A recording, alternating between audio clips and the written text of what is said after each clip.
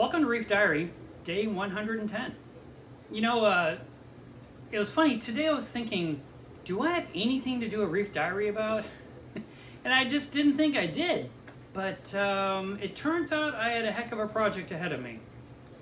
It just seems like I have this ever ongoing quest to replace everything on my aquarium before the end of the year. So today I'm looking at the Anemone Cube, and the anemones are huge. The tank is just filled with tentacles. I'm like, man, it's beautiful. And I take a couple of pictures. And that was around 3:15 in the afternoon. And I did not see anything wrong. I mean, there was some flow because the vortex was blowing. But what took me hours, and I mean 5 hours to notice, was that there was no return pump pushing water into that tank. And I don't know, I walked past the tank and the water level was really low. I said, that's strange. I mean, by low, a whole inch lower than it usually is. And so I looked down at the Vectra, I put my hand on it, it was blazing hot. And no sound, no vibration. And the driver showed that it was still running, even though it was not. So I went ahead and I just turned it off so it could start to cool off.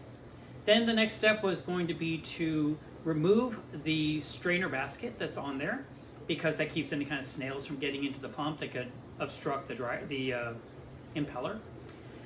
And then I screw in a plug to close the hole. I chose to do that because at the time when I was doing the plumbing, I didn't want to pay for another ball valve.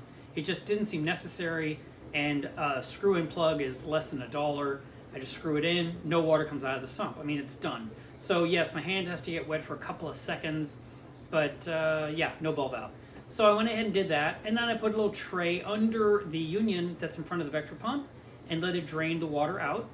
And once the water was out of the plumbing, I could go ahead and disconnect the pump and take it apart to inspect it. It was still pretty warm to the touch. And so after, I don't know, about an hour or so, I went ahead and got on the kitchen counter.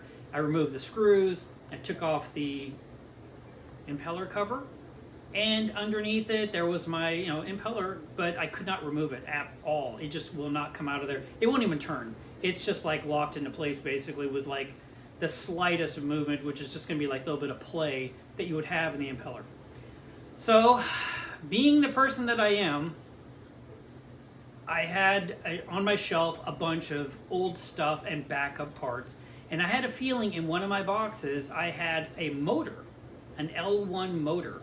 And the L1 came out, I don't know, 2015, 2016, somewhere in there, and maybe sooner. I mean, maybe older than that, I don't know. But I reached up there and I opened up the box, and boom, there was a backup L1 pump, just the pump, no driver, no power supply, no other accessories, just the pump. I cannot remember what I did back then, but I do recall at one point it was pretty well known that the L1 had a problem, and mine had done the same thing that happened to everyone else, in that it overheated and it warped on the inside, and when you told Ecotech, they just took care of you. Now what I think happened, and what sounds like me, it's because I'm an Ecotech dealer and sell their products, I probably took another one off the shelf immediately to get my tank running, even though I had a replacement part on the way that'd be here in a few days. And then I probably just kept running that pump until today and never used the part that was the replacement. That's my guess. I could be wrong. I'm not expecting Ecotech to replace this one at all because it's pointless. It's super old. Like I said, the box alone says 2016 on it. So doesn't even matter. All I know is that I was able to go ahead and put that new pump into service tonight and get the flow back to the Anemone Cube, the algae turf scrubber, the feed that goes over the salinity probe, as well as the water that flows to the reactor full of carbon. So that is all in operation again, using the same driver, same power supply, same unions. All I did was grease the O-rings because they were probably old, just sitting in the box. And that way I knew they were all good and intact. And then I went ahead and saved the scraps. So I saved the old impeller cover. I still have one union that I'll never need and probably could not use if I wanted to, but I still have it. And I still have the base that the pump connects to. And some O-rings.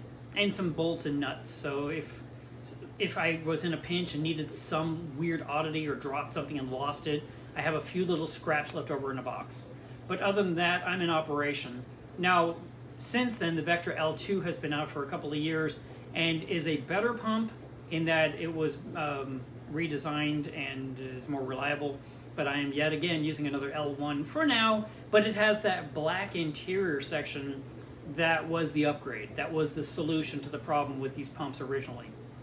So I'm glad that I got it fixed. I'm glad that there's flow going back into the Anemone Cube where it belongs. And I was just like, man, another pump got replaced this year.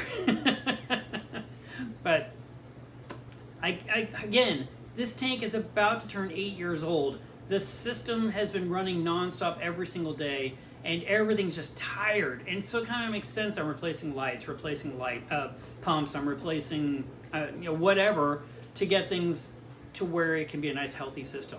And clearly, everything is doing really, really well. As you can see, the sea bay looks pretty good. That's the side of its body. There's no damage to it. And it has decided to kind of go up on top of that rock I was going to remove to take those polyps off of. I guess at this point, I'm not going to worry about that. That's it for today's Reef Diary. I hope you enjoyed it, and I'll see you again with another one tomorrow.